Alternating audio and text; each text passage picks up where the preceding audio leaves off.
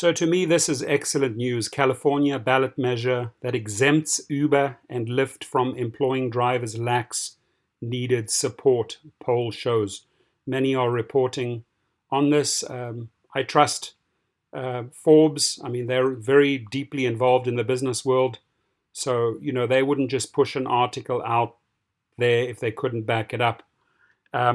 So this means that the $181 million that they are putting in with their deceptive language, hiring these masters of deception, right? These lobbyists to write these pieces of legislation to try and sort of con Californians to back Uber and Lyft on yes on 22. It's not quite working. People are not falling for this. They've seen that in the past, back in 2005 and 2006. I mean, big tobacco, pharmaceuticals put $92 million into this, $100 million into this. Big oil put over $100 million into campaigns. And, they're questioning why Uber is so desperate to get this yes on 22 with $180 million. And I honestly think they're going to piss this money into the wind, right? It's going to be wasted money. Listen, they have to get 50%. And right now, I think no on 22 will prevail because Californians do not want to bail out, right, Uber and Lyft. They don't want their tax dollars to go up. They know that Uber and Lyft did not pay into the insurance fund to a tune of $413 million, right? And they're sick and tired of the gig greed. And drivers, hopefully, that when they term you or call you independent contractors, that you're not truly treated like independent contractors. Right now, only because of AB5 are you seeing some improvements because they have to abide by the law. Only now are you seeing the multipliers, destination filters, etc., and you being treated semi as an independent contractor. We have to keep on pushing. And no on 22 is not perfect. California can do way better. Right, but we really, really have to be treated as independent contractors. So a ballot measure in California, backed by Uber and Lyft and other app-based gig companies that would allow the firms to once again classify their workers as independent contractors, may come up short in the upcoming elections. A new statewide poll in California has found. To me, that makes me smile, right? Because it just goes to show that $181 million buying signatures, running deceptive ads doesn't always pay off. The poll conducted by the UC Berkeley Institute of Governmental Studies, which surveyed 5,900 people, that's a lot, found that 39% of voters are likely to vote yes on ballot measure Proposition 22, which is backed by the companies, while 36% say they would vote no, and 25% are still undecided, the Los Angeles Times reported.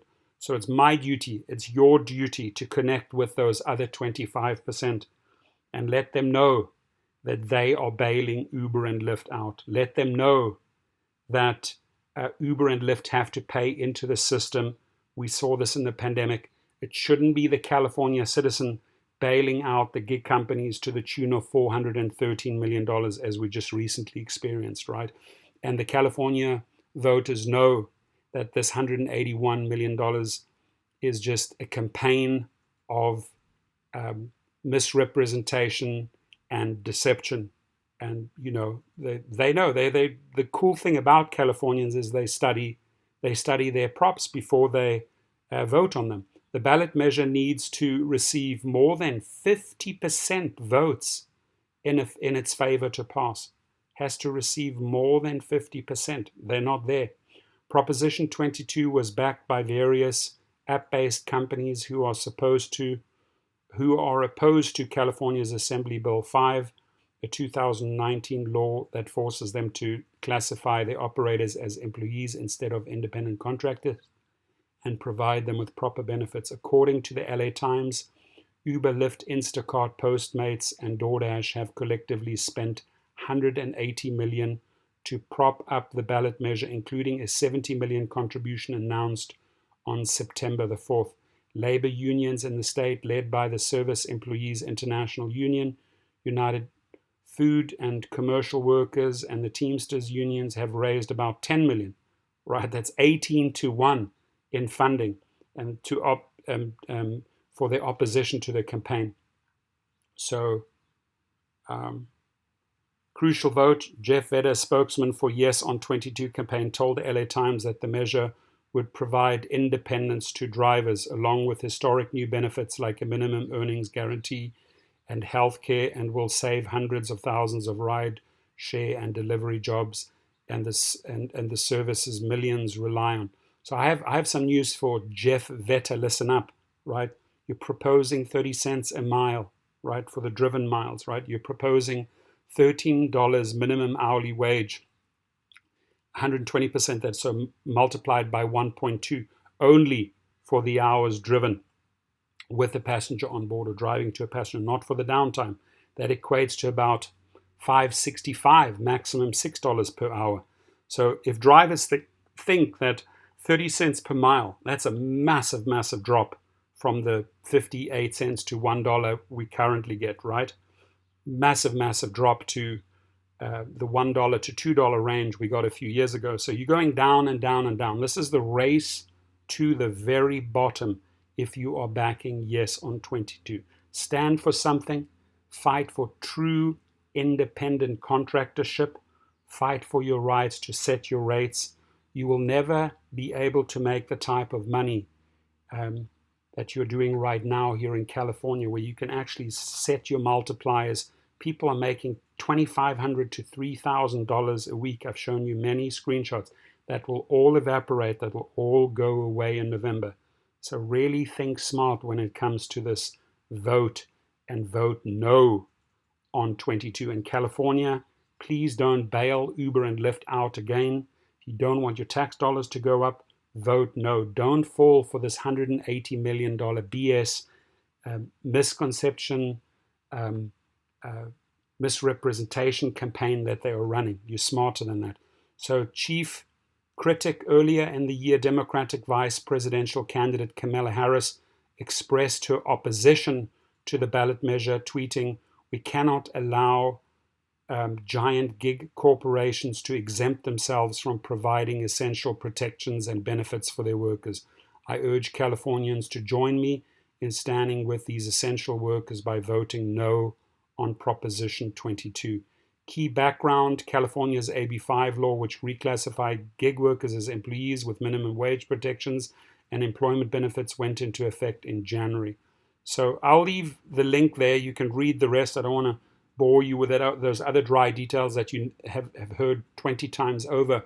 But what I think this boils down to is that they are not looking strong. And again, California ballot measure exempts Uber and Lyft from employing drivers, lacks needed support. They need 50%. They don't have it. At this moment, ladies and gentlemen, I want to give up my sponsor, Cova, a shout out. Right? You get 1 month free if you sign up under my link. There it is, right below. So hear me out for 20 seconds. You have an auto insurance. You already have your medical insurance. Good. You're taken care of on those two ends. Now you need a gig protection plan. If something goes wrong, if you get deactivated, they can fight for you. If your car ends up in the auto shop, they're covering 80% of your lost income. If you end up in hospital, they are covering 80% of your lost income. You can advance yourself monies through this program and pay it back. If you get sick or you get pneumonia or you're at home and you maybe have to take care of your kid. So there are so many ways this gig protection plan really, really protects you. Check it out. It's below. And please do feel free to share your comments on that article, right? I want your feedback on this. Where do you stand? How do you think this is going to play out?